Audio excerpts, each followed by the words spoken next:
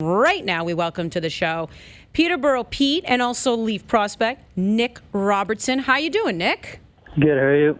We are fantastic, but you have to be feeling pretty good about life, my friend. Hitting the 50-goal mark, the first Peterborough Pete in 27 years to do that. And we were briefly explaining earlier in the show that it came on a night. It was a hat trick. It was against Barrie. It was a hat trick, and your 50th was a shorty. Take us through that goal number 50. Yeah, basically it was like a PK in the third, and I just got lucky at the top, picked the guy, and when I was going on the breakaway, I felt like the longest skate. I was thinking how the puck would go in, and when I was about 5 feet away, I just let it go, and luckily it went in. And from there, it was pure motion. I mean, it was exciting, and my team was exciting, and obviously the crowd was in it too, which was pretty cool. Nick, did you feel differently going into this season? I mean, 50 goals is such a high benchmark to hit. I mean, did you feel differently when the season started, like maybe this was a goal you could accomplish? I mean, I didn't really think about it. I know I wanted to get my numbers up in every category, point-wise and goal-wise. And, I didn't really have a precise, number I wanted. I just wanted to be consistent than the year before. And so coming in the year after signing, I definitely put a lot more pressure on myself. And as the season went on, just try to be more consistent. And, here I am, getting 50 goals. It's definitely quite the accomplishment, but something that if someone told me in my injury halfway through the year, I would say they're crazy. But, you never know what happens, and it was exciting to get that 51 for sure. Is there communication with the Toronto Maple Leafs? Is there anyone there that kind of checks in and basically gives maybe their advice on certain things they want you to work on? Does that happen throughout the year with you? Yeah, for sure. I mean, it goes from them, advising me, whether it's from the nutrition standpoint, skating coach or development guy. They, come down and visit me. And it goes from them telling me what they expect from me or what I need to work on. And also for myself, I'm pretty curious on how to get better and, ask them a lot of questions. So I'm in touch with them quite often. And, they come down every so often. Nick, you mentioned signing that entry-level contract there with the Leafs. I mean, what, I guess, does that do for your mindset as a player when you get that kind of boost right away from a team and you kind of know where, or you have an idea of what the future might look like for you, and obviously how much they value a future with you in it? Yeah, for sure. I think when you're signing, that's the first step to playing in the NHL, and whether it's that year, the next year, or, a couple years later, you're definitely in the right spot to, make my dream come true, which is to play in the NHL and have a long career doing it.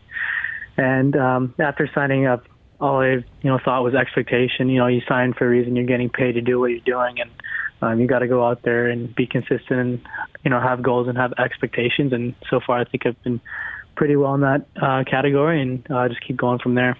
Nick Robertson joining us, Toronto Maple Leafs pick in the 2019 draft. What are some of the things they do want to see you working on?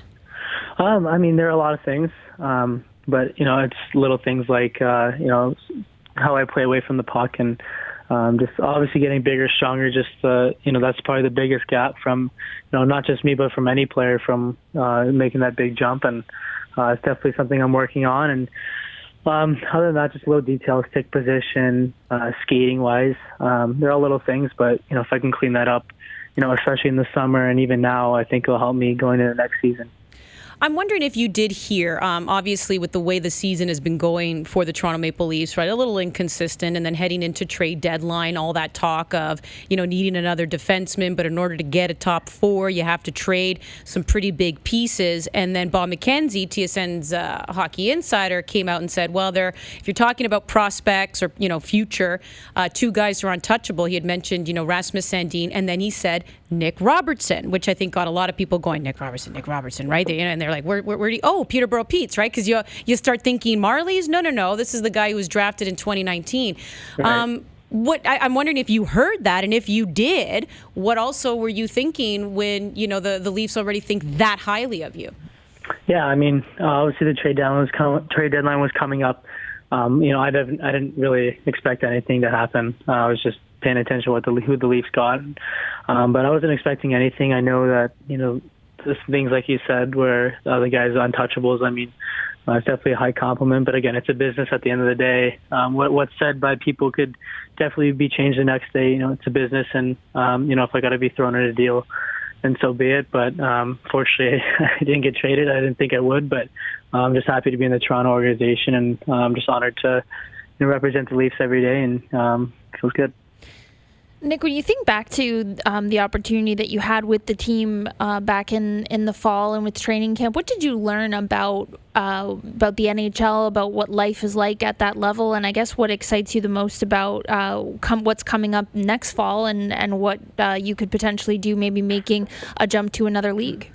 Yeah, I definitely learned a lot. I mean, from the draft, I started training in Toronto, and Spezza and all these new guys coming in. You got a firsthand. You see every little things that everyone does.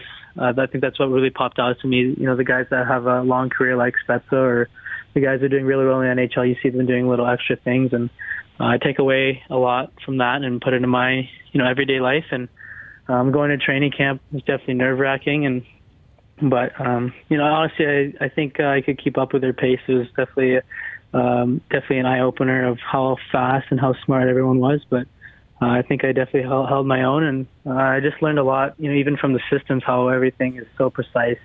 It's not like junior where it's kind of run and gun. They're so detailed and so oriented, and I just learned that a lot, and again, that's what separates a lot from people, is the little details, and something I'm trying to work on every day. What is it like thinking about just the prospect, maybe the opportunity of one day playing, with Austin Matthews or Mitch Marner? Like, you look at the firepower on this team. I'm just wondering, how that also motivates a young guy when you're looking at the roster, and it's the players themselves also give you the motivation to want to make that team. Yeah, I mean, it's no secret that the Leafs definitely have one of the top end younger guys, and even the older guys like Spezza and Barry. It's definitely exciting to see who you're potentially could play with. Obviously, you never know what happens, but it's definitely a motivating factor. Even just to represent an NHL organization, let alone the Toronto Maple Leafs, with such high pressure they got and expectation, all the social media attention and everything.